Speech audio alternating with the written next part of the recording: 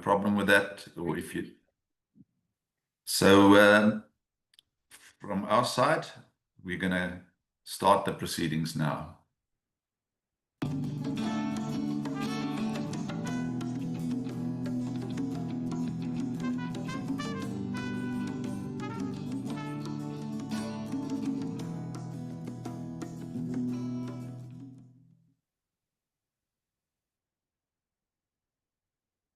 Right.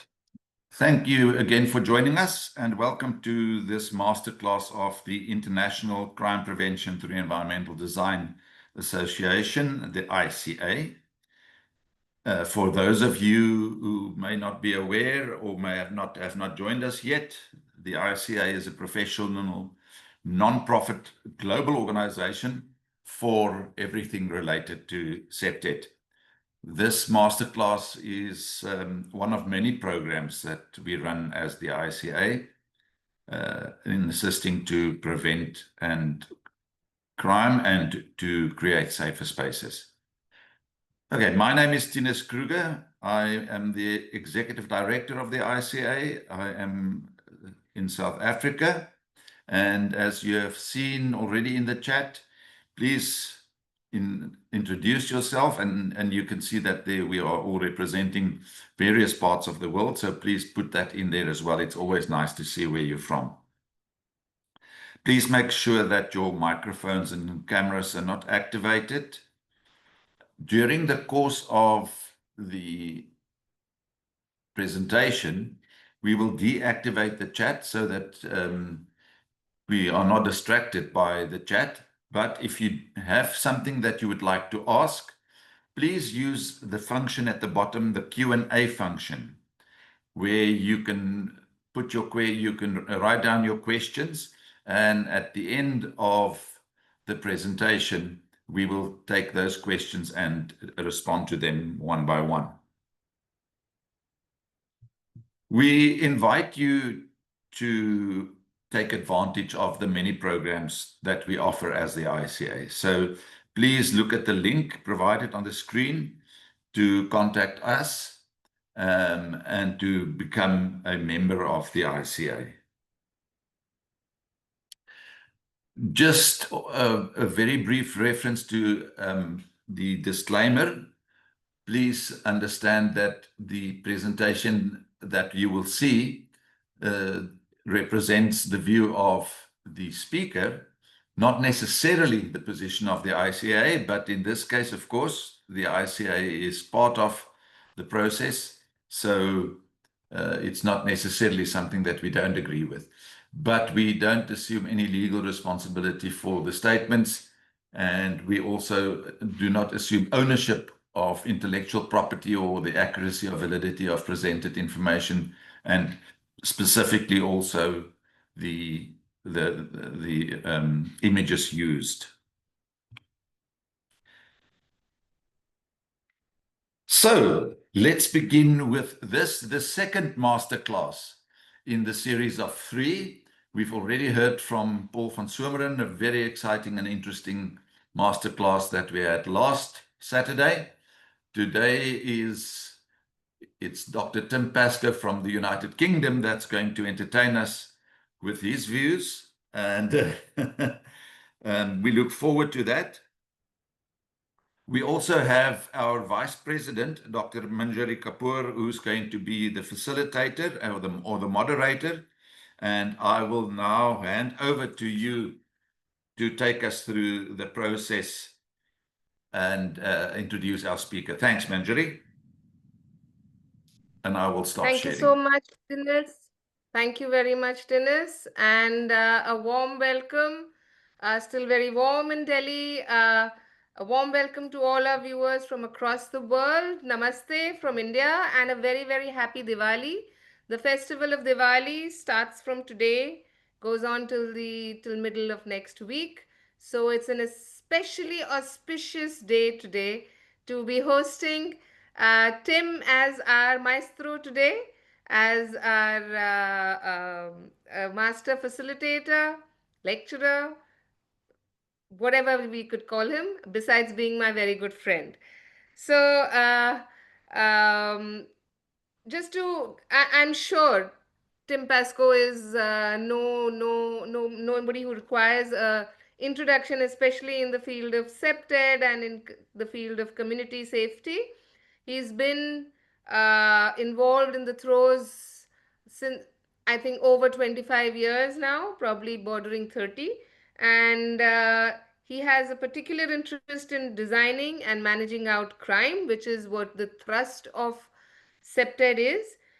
His work has resulted in a publication record that is um, added to understanding of community safety across the world. He is leading many fora, many organizations like Catalyst in Communities, Community Coaching Academy, Griffin Research. Of course, he's also a director at the ICA, a fellow of the RSA, advisor to a parliamentary child and youth crime group, trustee of two charities, but most importantly, he is also the co author of the ISO on CPTED, the ISO that we are trying to understand and trying to, should I say, appreciate better than it probably has been done in the last years since its inception. Uh, I will not be stand in between you and Tim for any longer than just sharing as Tinus has already done, that we are looking for a two-way process, an interactive masterclass and not a one-way webinar, as we have pointedly tried to make this distinction. And so you are all welcome to keep posting your questions as they develop during the course of his lecture. In case you feel that that has been answered, you can say so, or you can write so in another question so that we can skip that. And I will now hand it to Tim. Tim, please take it over. Thank you. Oh, thank you, Minjari. I'll just start sharing my screen and begin, hopefully, the presentation. So, can you all see my screen? Looks good, thanks. Okay. Well, thank Manjari. Thank you. That was a wonderful introduction, even though it made me feel rather old. But I'm very glad to be here. I'm just one of the contributors to the ISO. There's many others, but I have the privilege to have been there really from the start. So again, good afternoon. Well, certainly good afternoon from here in the UK. It's probably good morning or evening or welcome wherever you are, as we have a global audience.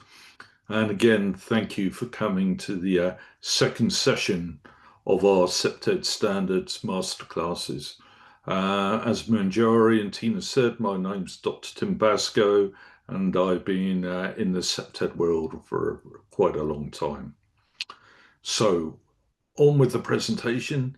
In the first session, any of you were there, I'm sure most of you were, my colleague Paul von Sumeren gave us a fascinating insight into where and how and why the ISO and CEN standards were developed, the kind of the history behind them, the international collaborations that shaped them, and the reasons why consistent frameworks for CPTED were needed in the first place.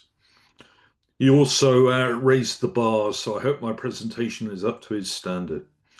And I also have had seen from the people in the audience some old comrades who were there from the very start, such as Paul von Sumeren. I also saw you, Bo Grunland, in there. So I'm sure you guys will correct me if I go off the agenda. And more importantly, at the end of the presentation, be there to help answer the more difficult questions. So what do I want to do today? Today, I want to build on that foundation that Paul set by focusing on how these standards are actually used in practice. We'll explore how ISO 2231 and CEN 143832 and I won't keep repeating the numbers through the presentation, or just the ISO and the CEN standards, but those are what they are. How they both emerged directly from CPTED principles and CPTED professional experience. So it's not the other way around. These standards didn't create CPTED. They distilled decades of learning from practitioners, from police, from planners, from architects, research and designers into clear evidence-based processes that anyone can follow. So what we're going to look at is how these standards work, kind of the structure, the logic, the principles that underpin them. Then I'm going to go on to a detailed case study of the regeneration of the Greenwich Peninsula in London, which will show how the CPTED practices really did drive and lead to ISO process, and show applying CPTED process can guide real-world development from planning through to long-term management. And finally, we'll take a tour of several international examples from Seoul, from Malmo to Sydney and Santiago. And I'm aware also some of the people who actually implemented these examples are in the audience, so they can share their real experience.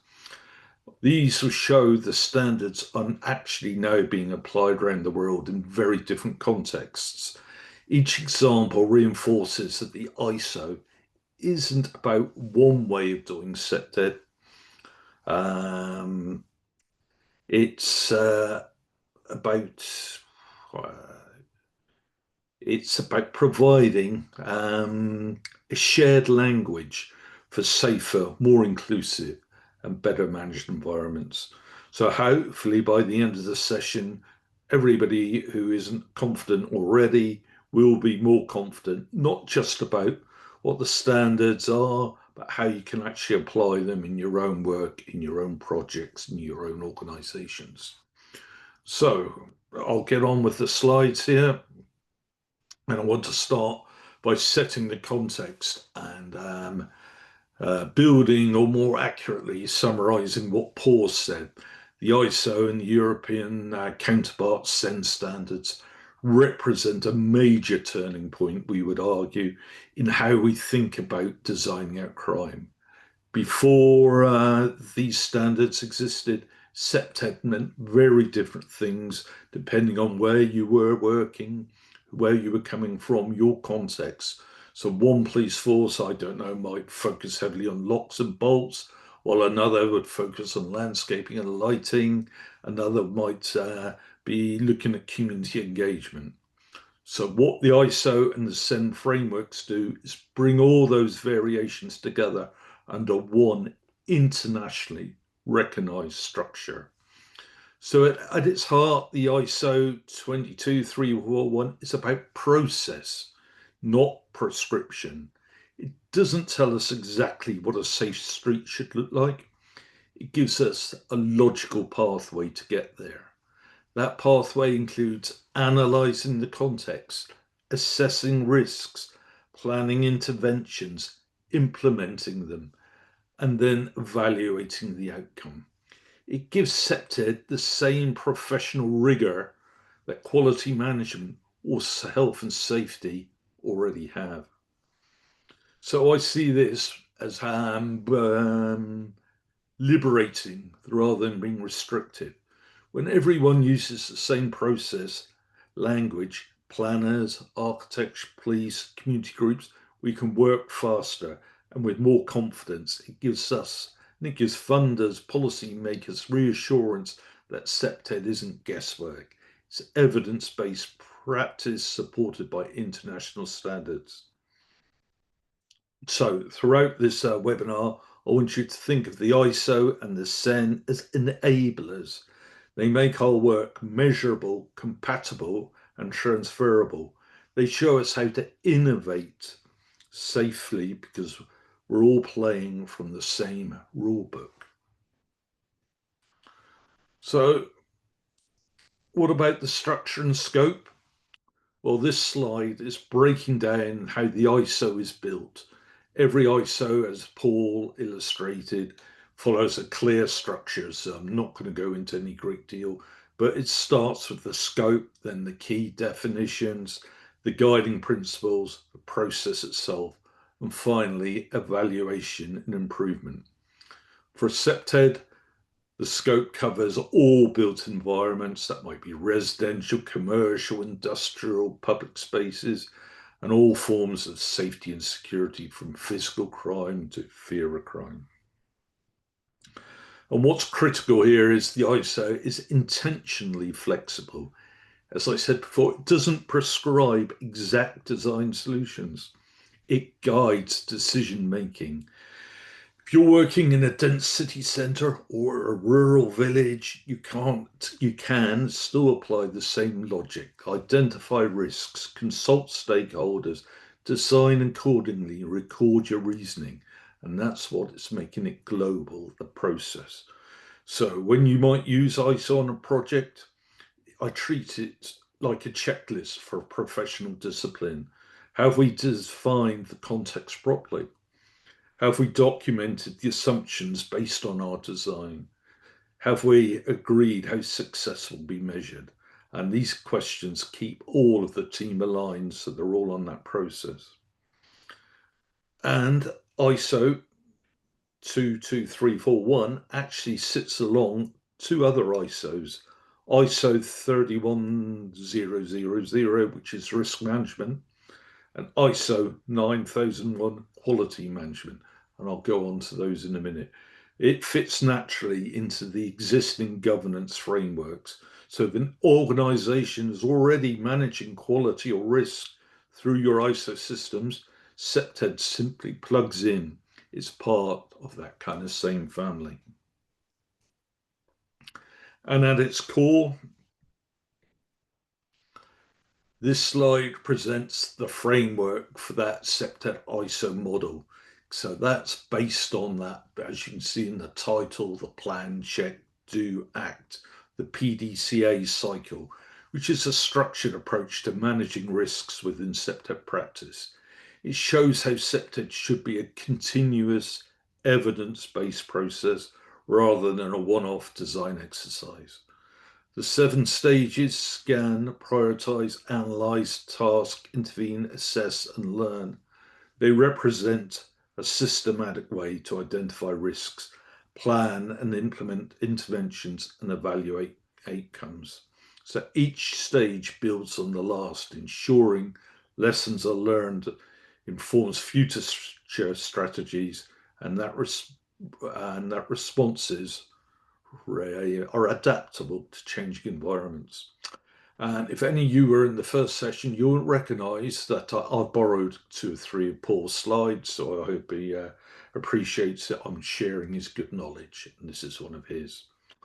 At the center of this model, though, is that leadership and accountability, and that's represented within the ISO by the term the responsible body, and that might be a local authority or council, for example. Their role is to coordinate partners, allocate resources, and maintain a culture of learning and improvement. So the framework aligns directly with the ISO 23, our CPTED ISO. And it emphasizes leadership, continuous evaluation, iterative design, and crime prevention. And by embedding the PDCA thinking into CPTED, organizations can make the environment safer, more resilient, better informed by our real world feedback. So this is the kind of core, and again, thank you, Paul, for the slide. This is the core of where we're talking about.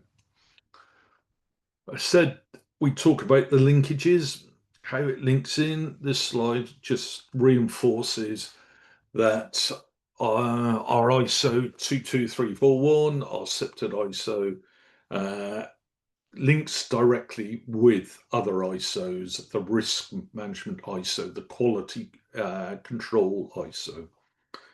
So to unpack the relationships between these standards, the ISO 31000 gives us the mindset for risk management, should we say. So it's about identifying analysing, evaluating, treating and reviewing. So when we apply that in the CPTED, we're essentially saying, let's look at the environment as a set of risks and opportunities, not just as a design canvas. It's a real world, it's a real context. We identify the crime risk, analyse who's affected, evaluate our options, treat the problem through design, and then review the results. So that's linked directly. ISO 9001 adds the continuous improvement loop, the plan, do, check, act. That's how we stop projects from becoming one and done. We plan interventions, implement them, check the outcomes, act on what happens. So that simple cycle is what keeps CPTED alive long after that building is open. It's continuous.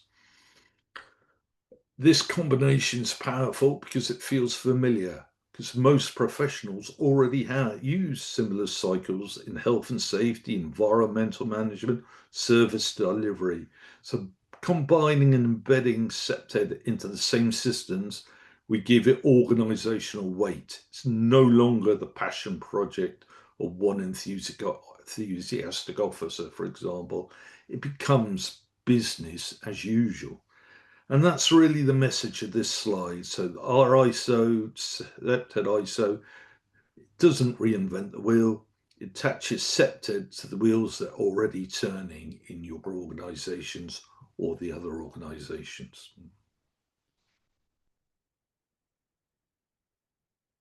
Briefly again, I'll talk very quickly about the European context because Paul went into that in far more detail, but CEN, European Committee for Standardization, has been working on CPTED guidance since the mid-1990s, and a number of us have been there from that start. The original documents were technical, you could argue they were perhaps inconsistent amongst the initial countries, but they laid the groundwork.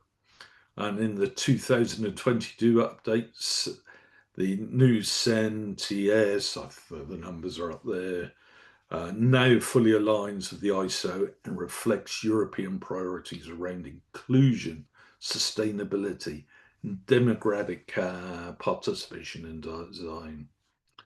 And using Paul's example, we can think of the CEN process of a kind of cathedral building project. It's a slow, collaborative, and constantly evolving. Each member state adds a stone. The end result is something solid that everybody recognizes as their own. And that's how the European standardization works, through consensus and shared learning, rather than that kind of top-down instruction. And the CEN work still continues. Last week, we were in Prague working on these CEN standards, keeping them up to date, thinking of introducing new ones on public transport. Our recent vocabulary one has been published. So again, that feeds directly into the ISO, and the ISO hopefully is updated as well on a regular basis. For practitioners, the benefit is practical. Local authorities can now cite an official European standard when asking developers to include CPTED assessments in planning applications. So that gives legal and policy weight to what used to be just best practice advice. So when we refer to the CEN 143832, we're not quoting theory. We're referring to a living European benchmark that ties together urban design, security, and community well-being. So it's the regional expression of the ISO 22341 in action, we would argue. And again, at the core of the CEN process and the ISO process is this diagram. Again, borrowed from Paul. It shows you clearly what we said, the PD CA cycle. It shows the how to, what to do. All of that combines into the right-hand slide, which is the actual CPTED process that we're really focusing upon. So we'll be sharing the presentation again, I'm sure, so people can look at these slides in depth. And again, it was illustrated in more depth in Paul's example. And we're going to go briefly into just the process one. Some comments on the process one, the 7 application principles. And these 7 principles are the backbone of both the ISO and the STEN. They're easy to list, but surprisingly deep once you actually start applying them. And I'll run through some briefly.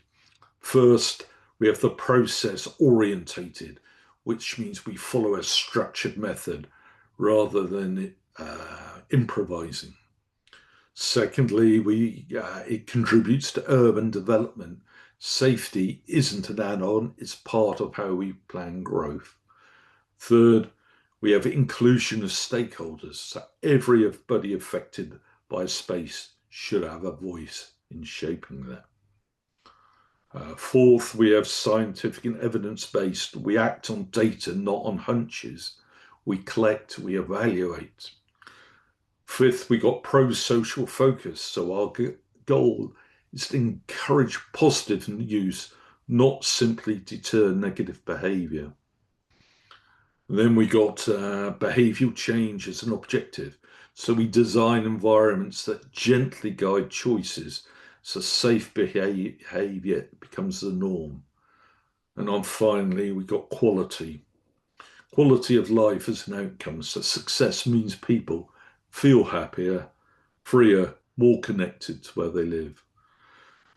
When we use this work, we can use these principles as a diagnostic tool.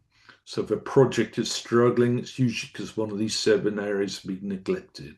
I don't know, perhaps the stakeholders weren't involved early enough, or evidence wasn't collected systematically. So we can use and think of these principles as a checklist for a balanced design. They remind us that CPTED's not just about reducing crime, it's about shaping environments where communities can thrive. And how you do that, this slide gives you the classic kind of CPTED tools, community participation. So it's always a different mix depending on your specific context. Because as we would argue in the CPTED world, context is everything. Right, how am I doing? Yep. So now that's the theoretical bit. I want to now describe with the example of the Greenwich Peninsula case study. I want to suggest how these principles come alive. So I'm introducing the Greenwich Peninsula project in East London. I don't know if many of you know London. You may well know the Greenwich Peninsula. It's a peninsula that sticks into the Thames, the river that runs through London, and it has the O2's dome at the head of the peninsula, which is a very famous entertainment centre. So it is also, in this case study, it's one of Europe's largest regeneration schemes. It involves over 10,000 homes, 343,000 square meters of employment space, 33,000 square meters of retail, plus parks, schools, cultural ventures. So it's a major project. And from the start, CPTED wasn't treated as an afterthought here. It was written into the planning brief. So what made Greenwich different was safety was seen as part of the design excellence, not a separate policing issue. Every stage of development of the planning, the design, the construction, the management included structured CPTED audits based on best practice at the time, which we can see and now reflects the ISO process we've just discussed. So this case will give you something tangible. We can trace how process orientation, inclusion, evidence, quality life were all applied in practice. It also shows that CPTED can support economic development rather than restrict it. The safer and more welcoming a place feels, we all know that more people invest, visit and stay. So over the next few slides, we use Greenwich Peninsula as our thread. We'll follow the process from identifying problems through design and implementation to the outcomes, and see how exactly those 7 principles that are highlighted in ISO instead were actually put to good work. Just a few slides to give some context of that peninsula. In the 1930s to 40s, it still had housing there. That was knocked down, and you can see in the slide in the middle, that was kind of derelict land. And you can see currently then the dome was built. On the left, you can see all the derelict land. And on the right, you can see what they would like to see when the whole project's finished, as this is a multi-year project. So it gives some of the context there, and you can see that is a peninsula there sticking out in the Thames in East London. So the first issue we were looking at was understanding the issues at Greenwich. So when we first looked at the Peninsula project, the picture was typical of many kind of former industrial sites. The area had been largely derelict for years.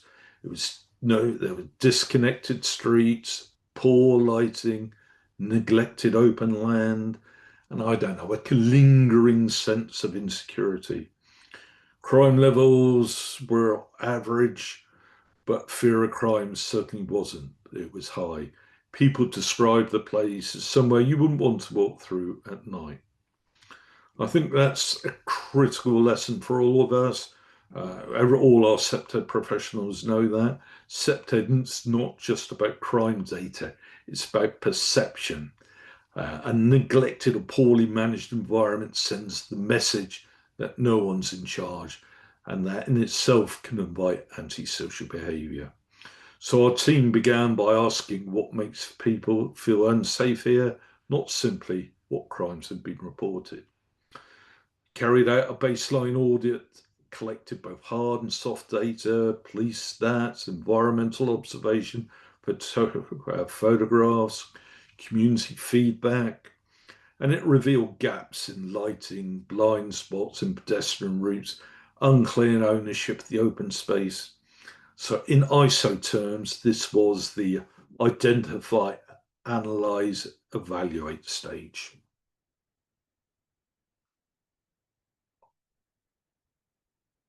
And for me, the key takeaway probably from this slide is the importance of diagnosis before prescription. Don't start with a design solution, start with an understanding of the real and perceived risks. Everything that followed in Greenwich was built on that disciplined foundation. Just a kind of slide to show the kind of data that we were bringing in and give you a feel for what we were looking at. So what were the aims of our CPTED process here? They weren't unsurprisingly, but the objectives were ambitious, they were clear, and they were to create a safe, attractive, and inclusive community that would endure long after construction finished. The developers didn't want security to feel heavy-handed or to be separate from design.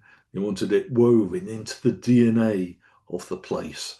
And I think why making CPTED the DNA of any construction regeneration is what the ISO reflects.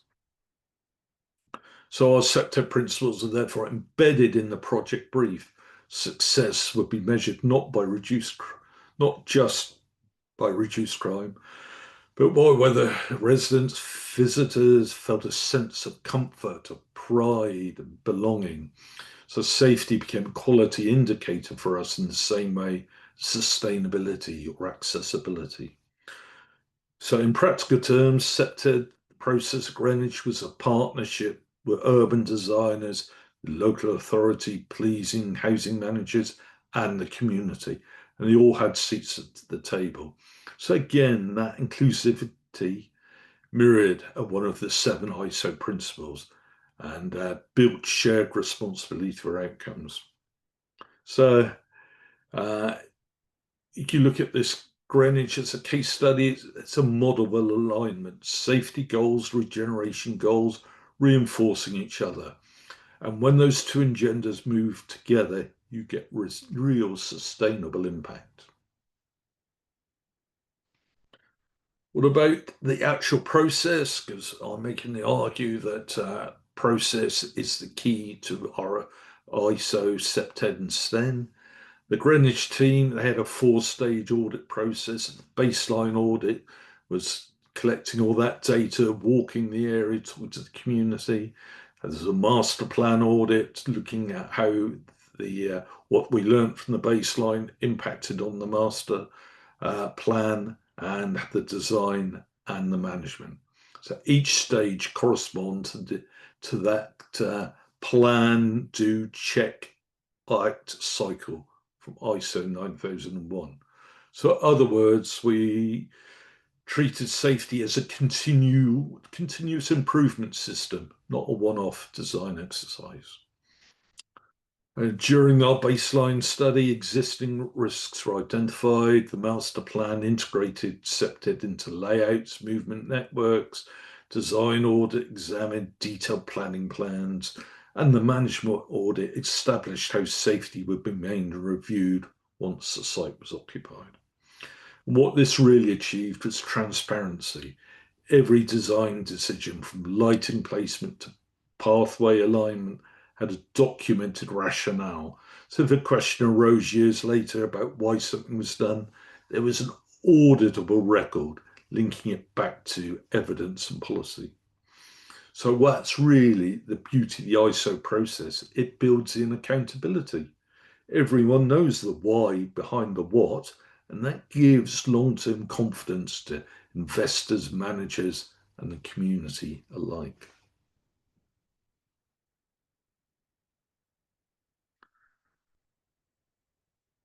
Oops, I just did that one. I'm on the wrong slide. So just lost myself a little bit, but we're back on how it was actually implemented and the kind of changes we saw. So when implementation began, and this is a multi-year project, it's still going on, it's been done in phases. But when implementation began, the physical transformation was striking. Sight lines were opened up, lighting levels increased, public areas designed to support natural surveillance, mixed-use zoning encouraged round-the-clock activity, offices by day, restaurants and leisure users by night, and we got the O2 Arena at the very head of it, encouraging tourists and visitors alike.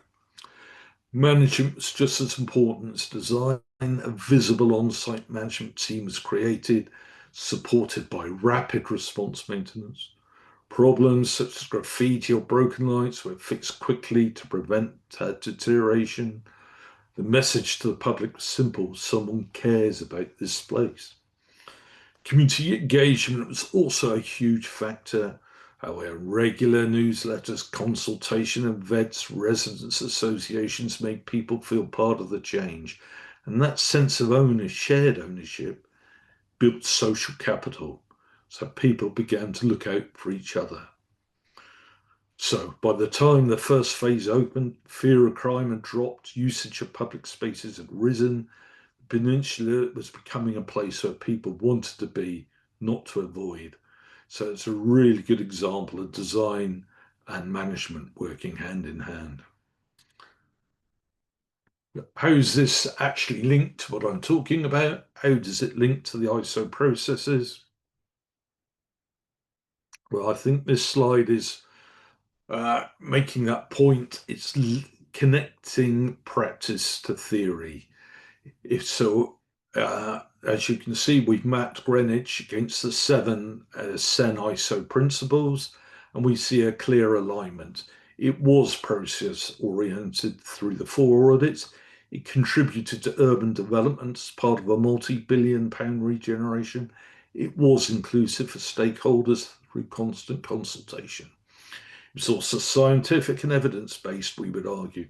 Decisions grounded in crime mapping and risk analysis.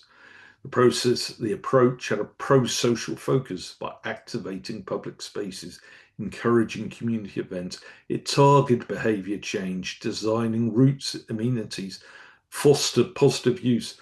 And finally, the entire strategy improved quality of life, which is the ultimate CPTED outcome. So I think using these mapping exercises in workshops, because it proves the principles aren't abstract. They describe what good practice already looks like when it's done properly. Greenwich didn't set out to tick these ISO boxes because the ISO didn't exist. It simply followed a smart structured process that happened to embody the same values, because we think we were applying CPTED best practice as it was then, and that consensual CPTED best practice from across the globe through the SENS and ISOs has led to this ISO standard. So that's what really, I think, makes standards powerful. They capture effective practice and turn it into a shared language which everyone can use. I'm just checking my timing, and I'm still okay. Well, no one's told me off yet. So, quick slide on the more practical elements, the aligning our CPTED tools, ISO alignment. So, focusing on the practical toolkit, the classic CPTED tools, I'm only naming a few here, as you can see on the screen. They were all present when we applied it in Greenwich, and the ISO framework, if that was used, would ensure they were chosen deliberately and justified by data. So, for example, lighting and building orientation, improved surveillance, landscaping and paving, distinguished public from private space, reinforcing territorial cues, all of these things. So what ISO would have done was add that structure. So each tool was applied with a documented risk management process. The problem was identified, options selected, performance reviewed. So that's how you can move from your ad hoc design tweaks to evidence-based practice. So I think when we look at ISO, or people were teaching ISO, I think you could describe ISO as the scaffolding tool that holds the toolkit together. The tools are still the same, but now we know why, where, and how to use them, and how to manage success.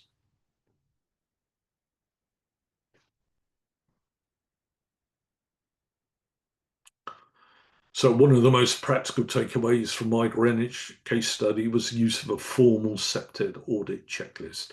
Every stage of the development had a defined set of questions. What is the context? Who are the stakeholders? What risk has been identified? Which strategies have been chosen? How will outcomes be monitored? This structured approach kept all the partners aligned and provided continuity, even as personnel might have changed.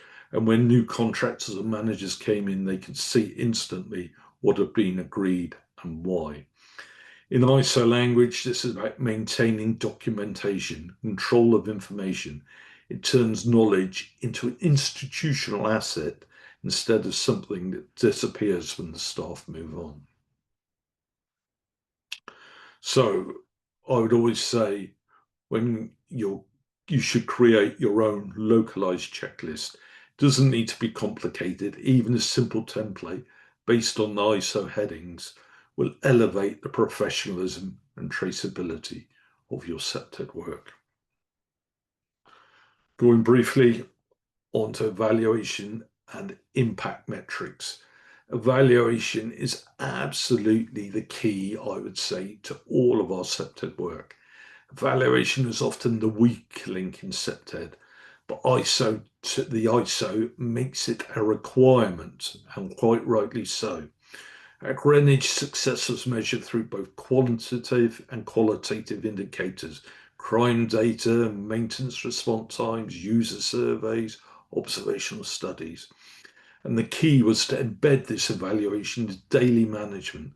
Instead of waiting 5 years for a review, the team was collecting feedback continuously. If the lighting failed or a space felt underused, adjustments were made. Then the check act phase was in action. The ongoing evaluation did more than just confirm results. It also built trust, so the residents saw their feedback mattered. Funders saw value for money, and planners gained evidence to improve the future phase. So when we're talking about evaluation, I need to stress, don't treat it as a final step. Make it part of the management rhythm. That's how you achieve continuous improvement and sustained safety.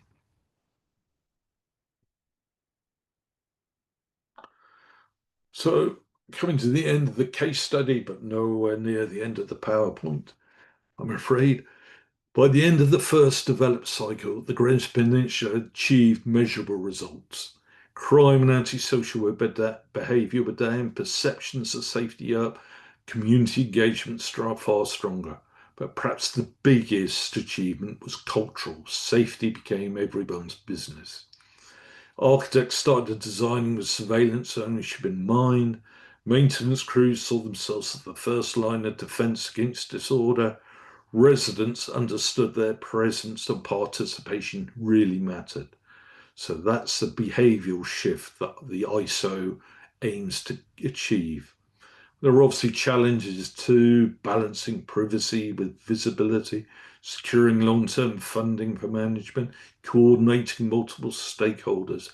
But the structured CPTED process made these challenges more manageable because everyone was sharing the same frameworks for decision making. So, in the end, Greenwich stands as proof that when a CPTED is built into design and governance from day one, it doesn't just reduce crime, it creates places where people genuinely want to live, work, and play. And I think that's the ultimate quality of life outcome. So that's the example. I'm going to now go on to how we can use the ISO, talking about capacity building, global application, and evaluation. So how do we use it practically? And then I'll just finish very briefly on some other international examples. So what I think one of the most important things we've learned over the years are standards are only as effective as the people who use them. So our ISO and SEN standards can look technical on paper, but they come alive through training, through collaboration, through shared understanding. So in other words, we don't just need CPTED experts, we need CPTED literacy across every profession that shapes our environment. So in practice, that means more running workshops, joint site visits, refresher sessions, where planners, the architects, police officers, the housing managers, community representations learn to apply the same process language.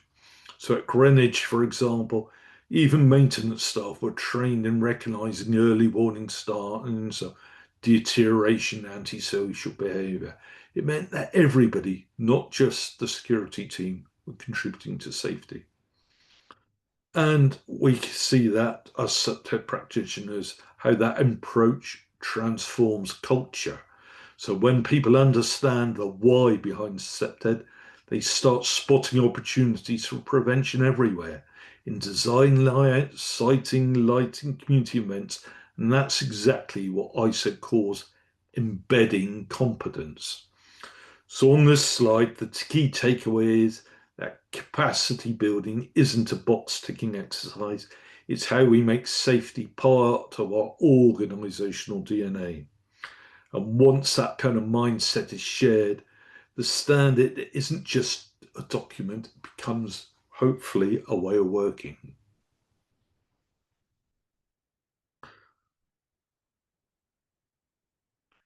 So just looking back, if we stood back now and go globally, we would argue that the ISO is having a remarkable impact.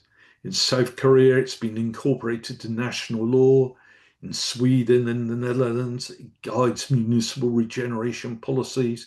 In Australia and Chile, it's been used to shape urban safety training and community planning.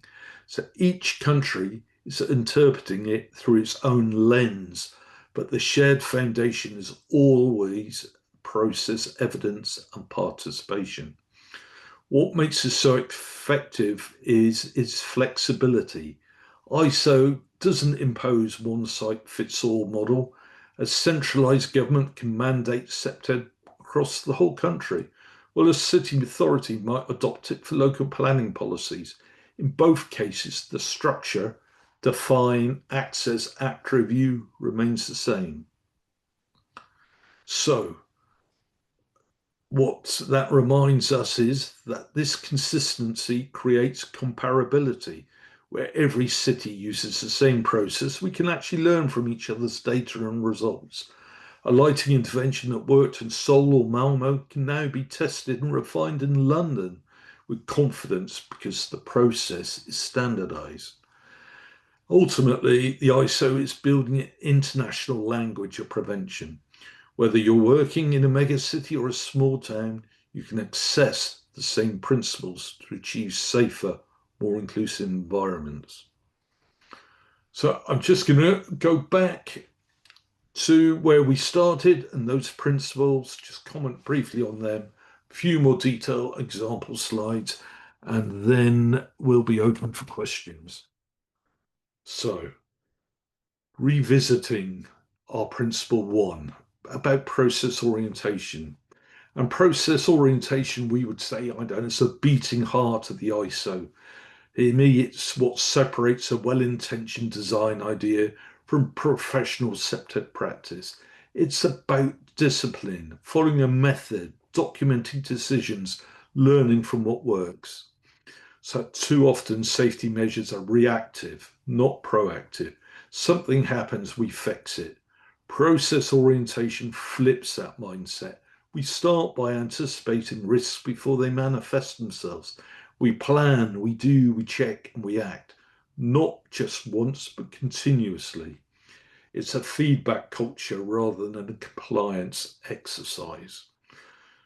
So in Greenwich, that approach meant safety reviews built into every development phase. Lessons from early stages fed directly into later designs. That's the act part of that cycle. Using evaluation to improve the next project. If there's one thing I hope people take away from this, it's that process orientation doesn't slow you down. It makes your results more reliable. It's how you build institutional memory and professional credibility, ensuring CPTED becomes repeatable, auditable, and most important, respected. Just looking briefly at some of the other outcomes, just spend a brief moment on the social side of the CPTED, because this is where the real transformation happens. Principles 5 to 7, pro-social focus, behavior change, quality of life. They remind us that what our goals are about, it's not just to reduce incidents, it's to change the way people feel about their environments. So at Greenwich, you could see this shift. Open plazas, pedestrian routes invited positive activity. Improved lighting changed movement patterns, and events encouraged people to take ownership of space. These interventions didn't just prevent crime, they created social confidence. The most successful CPTED designs make good behavior easy and natural. They don't rely on control or restriction. They rely on positive cues, a well-lit path, clear signage, a visible management presence, communicates cared for shared environment. So when we're talking about quality of life as the ultimate outcome, we mean environments where people trust each other, feel proud of their surroundings, engage freely. And that's a real measure of success when safety and sociability reinforce each other. And a very quick summary before I go on to my international examples. Bringing that section together of the presentation, everything we've looked at so far, from the 7 ISO principles to the Greenwich case study, shows how standards turn good intentions into professional, repeatable practice. The same logic can apply anywhere, from a city park to a housing development to industrial unit. The principles create a clear pathway that starts with data, engages stakeholders, designs inclusivity, implementation and evaluation. And that's then use what you learnt to improve the next cycle. So it's a continuous process rather than a fixed endpoint. I'm often asked which of the 7 principles are hardest to deliver. And the answer is almost always inclusive of stakeholders or evidence-based practice. And that's understandable. Those principles take time, data, and collaboration, but they're also the ones that yield the biggest long-term benefits to everyone. So the thought I'd leave for this section is ISO isn't about following a rigid formula. It's a framework for thinking. It's a way to make use and ensure our projects are transparent, collaborative, and focused on human outcomes. It's about designing not just for safety, but for trust. I know time's going on, so I'm going to speed up a little bit. And the final section I'm going to take you is 4 global examples of CPTED application under our ISO framework. Again, some of our professionals in the audience may well be involved or actually delivered these projects. If they do, please contribute in our plenary session, our question and answer session, of what your experience was. The first one is Seoul. It's one of the clearest examples of how ISO can transform an entire national approach to safety. South Korea actually began developing its own CPTED standards before the ISO document was finalized. And the national version, it's KSA, I might on this on the slide, laid the foundation for what later became the ISO. And Seoul was like a testing ground. And what makes Seoul interesting is how systematic the process is. Every new public space or housing project must complete a CPTED audit. That audit follows the ISO stages precisely, identifying local crime risks, consulting residents, developing interventions, evaluating outcomes after completion. It's not optional. It's built into planning approval. And some of us, most of us, would love that. The interventions themselves are diverse. Narrow alleyways have been opened up and brightly lit. Murals and community watch points have been installed. Schools have been redesigned with better visibility and secure access. What are the results? Lower burglary and assault rates, but also something less tangible: increased public satisfaction and even trust in the local government. That's a major achievement. So Seoul shows what's possible when standards are supported by law and policy. The city has made a prevention a normal part of governance. It's proof that ISO isn't a technical document, it's a framework for cultural change. Then we got another example, Malmo in Sweden. Here, the principles ISO and CEN have been used to address one of Europe's most complex regeneration challenges, the Rosengård district. This is a diverse, high-density community that faced social tension, youth unemployment, and an image decline instead of focusing only on enforcement. Malmo used CPTED to rebuild trust and inclusion. And what stands out in their approach is the participation. Residents were involved from the start through mapping exercises, surveys, design workshops. They identified places where they felt unsafe and helped co-design improvements, which is almost a perfect example of the ISO principles of being inclusive stakeholders. Physical design improvements include better lighting, clearer routes, redesigned courtyards, and these were combined with social activities such as festivals, art projects, youth engagement schemes. Safety became a shared achievement, not something imposed from above. The impact was both measurable and emotional. Crime and vandalism dropped, but perhaps more importantly, residents began to describe Rosengard as our neighbourhood again.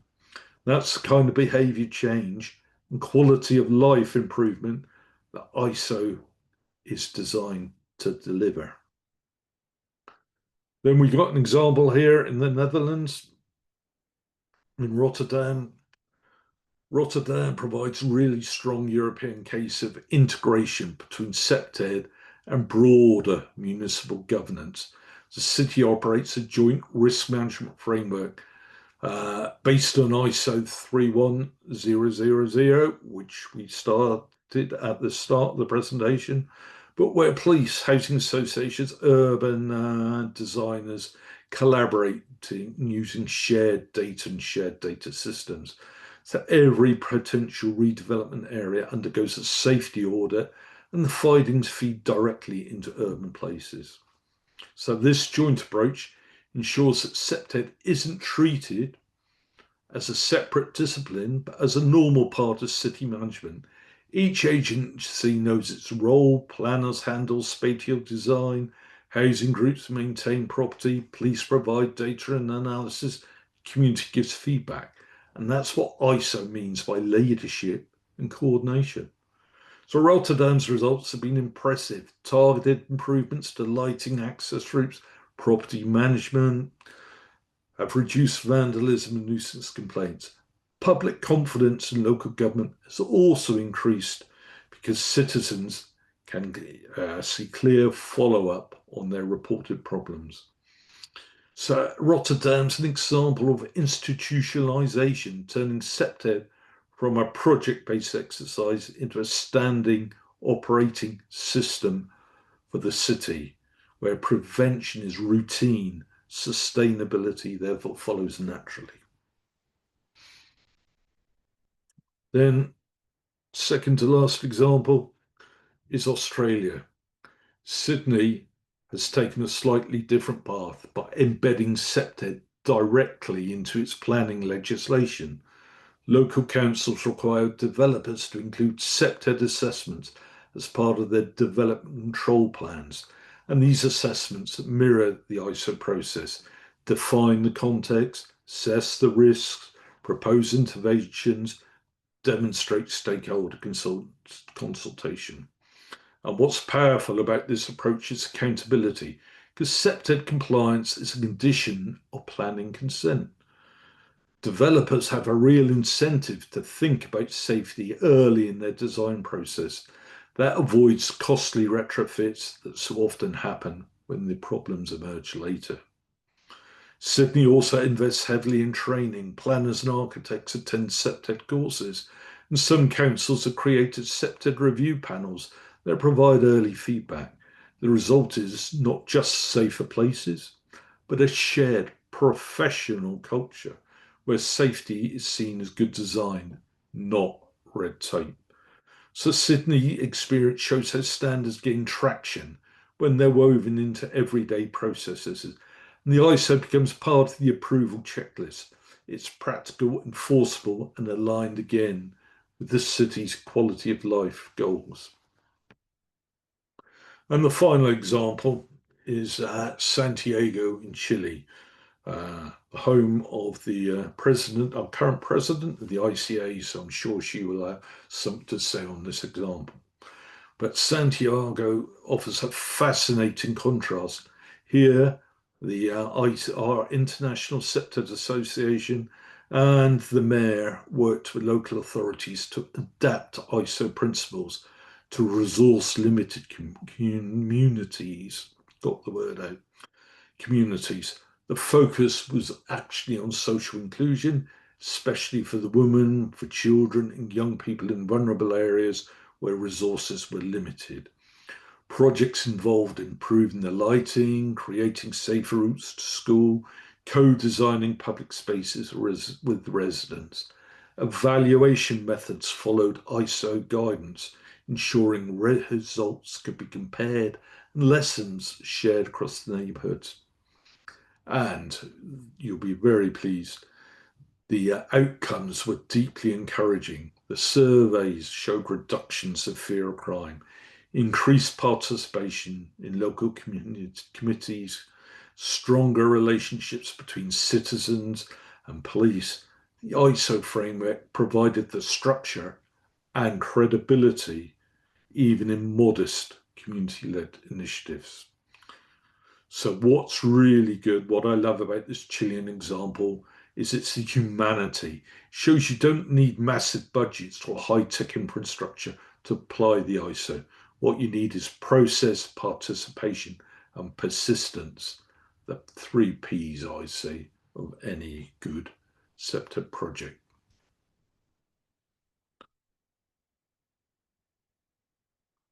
So as I wrap up, then I want to draw the threads together.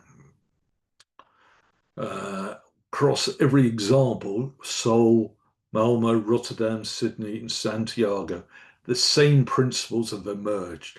Successful CPTED under ISO always follows a structured process, includes stakeholders, relies on evidence, and focuses on long-term quality of life. The context differ, but the DNA is the same. So the value of the ISO lies in its consistency. It gives us a shared process language so that lessons learned in one country can be applied in another. It also raises professionalism. When we work within a recognized framework, we can measure progress, compare results, communicate success with confidence. For practitioners, this means moving from isolated good ideas to a good system of continual improvement. For policymakers, it means being able to justify investment in prevention with credible evidence. And for communities, it means safer, more vibrant places to live and work. One message, therefore, if I leave you today, is that these standards actually build trust. They create a foundation where innovation and accountability and inclusion can thrive together. The ISO and the STEM don't just make us safer, they make us better at working together. And that's a real marker process. So as we close this second masterclass, I want to bring us back to the bigger picture. So Paul's first session explained why CPTED standards were created, the logic, the history, the shared international effort made them possible. And today, hopefully, we've explored how those standards are applied, how the ISO 22341 and the CEN 143822 translate the principles of CPTED into practical processes that can be adapted everywhere in the world.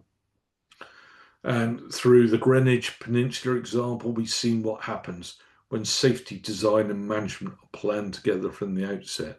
And through our international case studies, we've seen these standards are more than documents.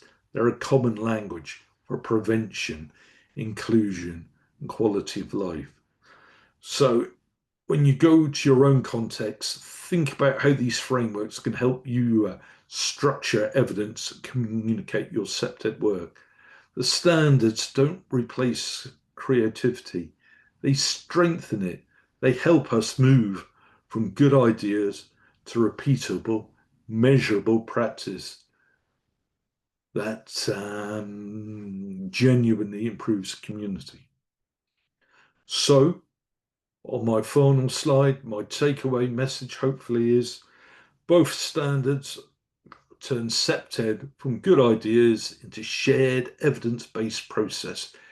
We created a global language for designing safer, more inclusive, and more livable communities. So thank you for your time. I hope you're still all awake, and I look forward to sharing the questions with my rest of my experts. Thank you.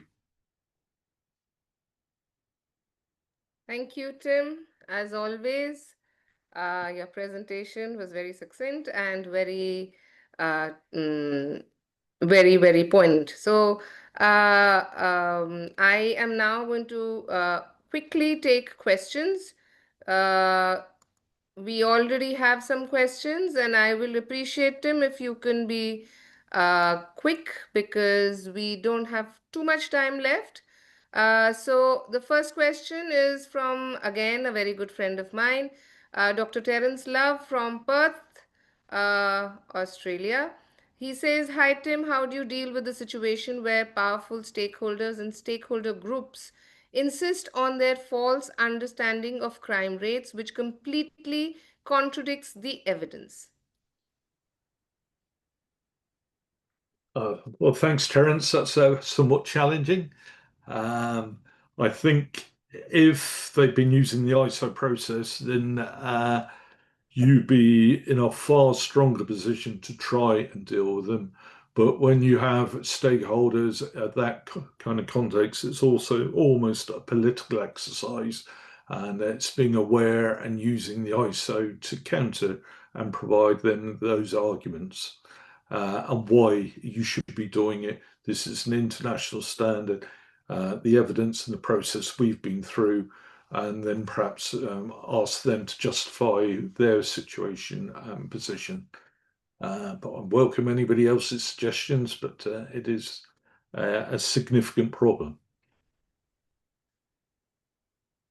I hope that answers Terry's question. The next question, and thanks, Tim, for being brief, so that we can actually take all the questions that are posed. So, the next question is from our own Mecca, our president. She says, "Dear Tim, for the Greenwich Peninsula project, an urban regulation instrument like a CPTED ordinance was developed." She's asking a question. And she's thanking you for the interesting presentation and case study. So, would you like to talk about the CPTED ordinance which was developed? The CPTED ordinance is it was not ordinance in that case because all the partners were on board and we had no regulation or ordinance to enforce action. So the stakeholders were there because they've been persuaded the value of applying the CPTED process. I'm sure there are some within the UK audience here who could talk more on our current ordinance. We do not have a great deal of legal requirements for CPTED in the UK.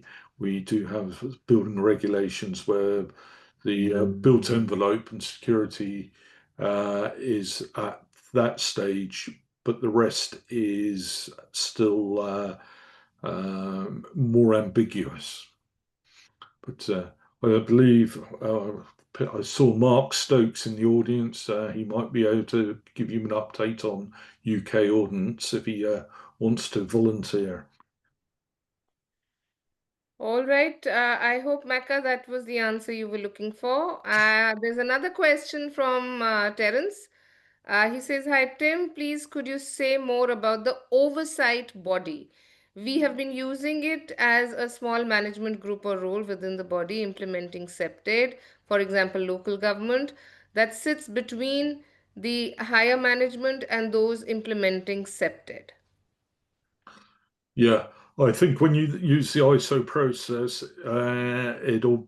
it gives you that kind of management flow chart. And what we found is that whichever management group you've got, they've got to have the power to make some of those decisions. So if they're a small management group that have the responsibility and can make those decisions, that's great. If they're just sitting between higher management and those implementing CPTED, but haven't got the power or are not relaying that and making those decisions happening, then it can be more of a hindrance than a help. Mm-hmm. All right. And this is the last question for the day. It comes from Terry Hanley. He says, "Hi Tim, I note that CPTED does not appear to have been adopted perhaps in full within the North American region. Is there a reason for this? Perhaps an alternate set of standards like CN or ISO?" I'm not being a North American, I can't give you the exact answer to that, but I do know that across North America and certainly in the USA, the governance of states and within states varies considerably, and the application of ISO and CPTED also tends to be vary. But to balance that with across North America, it's one of the areas where CPTED is most widely used. So unfortunately, I don't really have a good answer for Terry. But if they've got any North Americans here who are awake and came to these, I'm sure they would give him a far better answer. Thank you, Tim. I have one last question of my own. I'm also taking this opportunity to inform all our spectators today and in their networks. I'm sure that you all know that we're having another webinar next Friday, same time as the masterclass. This is a part of a UN Habitat initiative called Urban October, where we are going to be having this webinar talking about CPTED cities, which is a project. I'm sure you all saw a mail about the project that we are doing jointly with the UN Habitat. Now, with respect to that and with respect to the current focus of the UN Habitat on housing, we've been deep. Tim, you are also is also a panelist on that webinar, and you have been part of our collaborative efforts with the UN Habitat. So, Tim, I would want you to just give a very brief overview of how ISO standards on CPTED are furthering, or helping the cause of housing for all across the globe, especially the marginalized and the disadvantaged communities. A. B. How do you think standards in general contribute, and especially standard on CPTED can contribute to the UN Habitat efforts? Okay, so the first part of the question is that I think we've been applying CPTED, and the CPTED professionals know that we've got first, second, and third generation CPTED. And I think what they bring together is the practical tools of the physical security, community engagement when we come into second generation. And third generation, we're implying green sustainability issues. We combine all those together, we get some very useful tools that can help housing of any type. And housing has been the target really of CPTED issues from the very start. So we've got a lot of experience and knowledge on the housing. Linking it to the ISO standard, that means that we have a process there, and housing within India will be very different to the UK, for example, to, I don't know, True somewhere that. in Kenya, but the process will be the same. And if we've got a process there, then we can try and build on those principles and build in that sustainability and that community engagement to build that trust which is what we think these standards are going to helpfully achieve. Right. And the second part of the question, Tim, about the value of standards in general. I think value of standards in general, it's that one, it gives whatever you're doing credibility, because that is an agreed process by the international professionals from each country. So it's giving you actual credibility. It gives you a tool that you can compare to other people who are using it. And it means you can link in with other standards that are used already within business, such as quality management, risk management.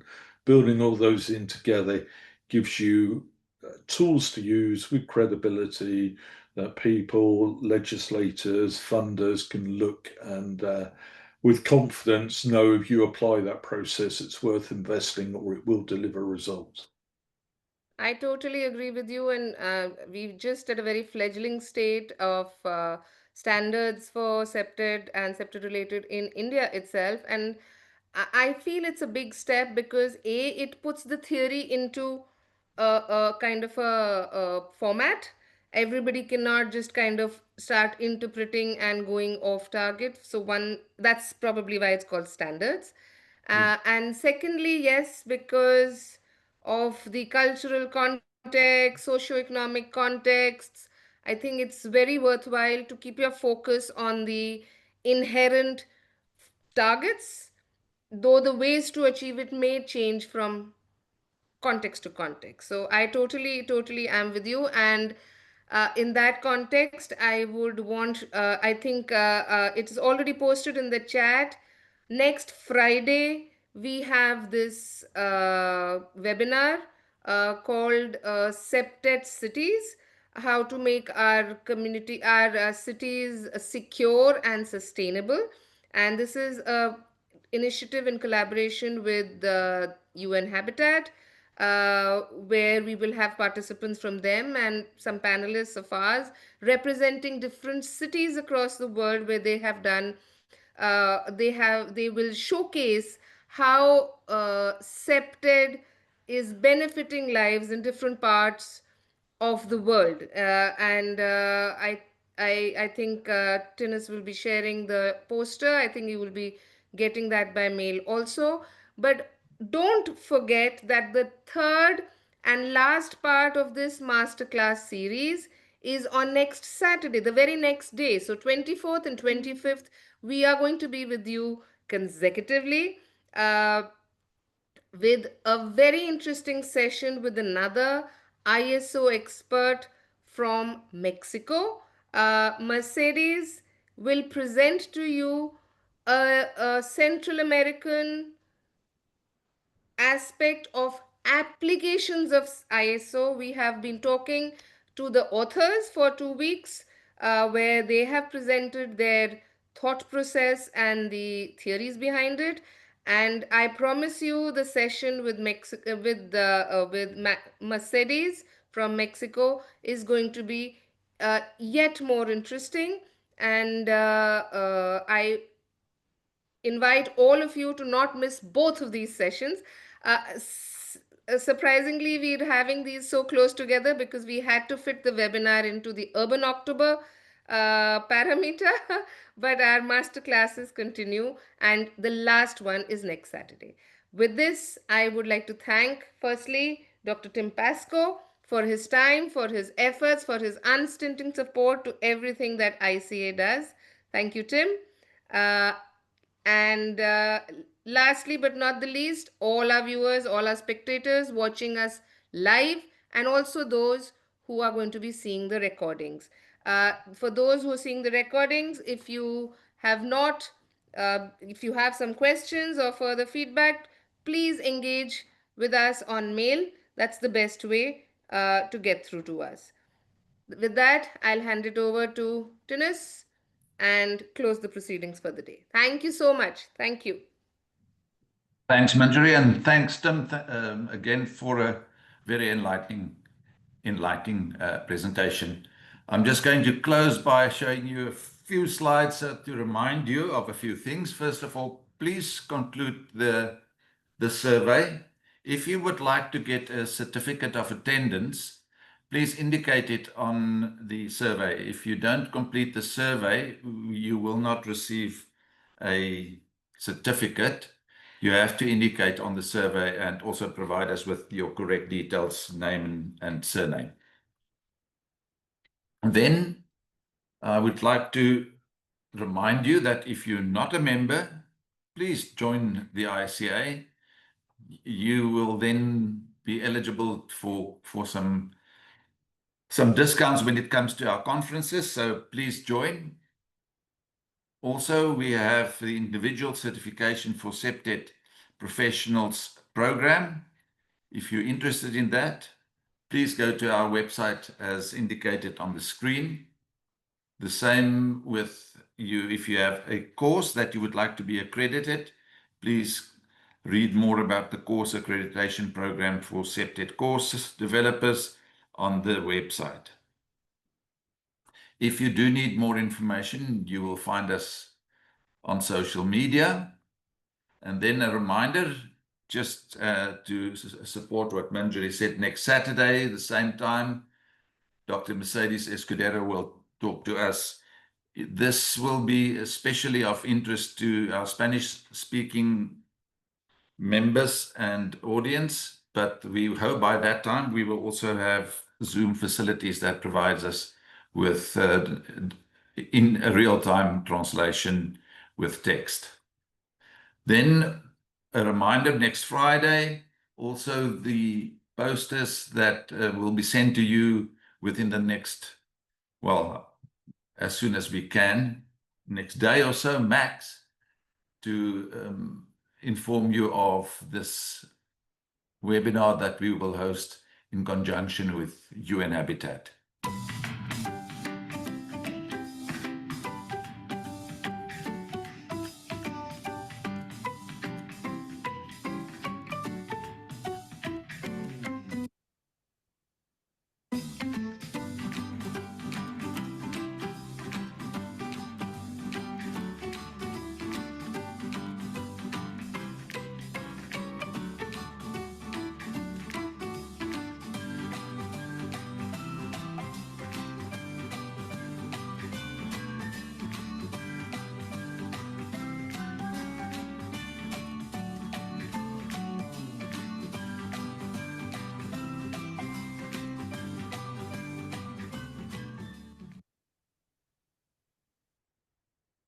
Thank you, and with that we end this webinar.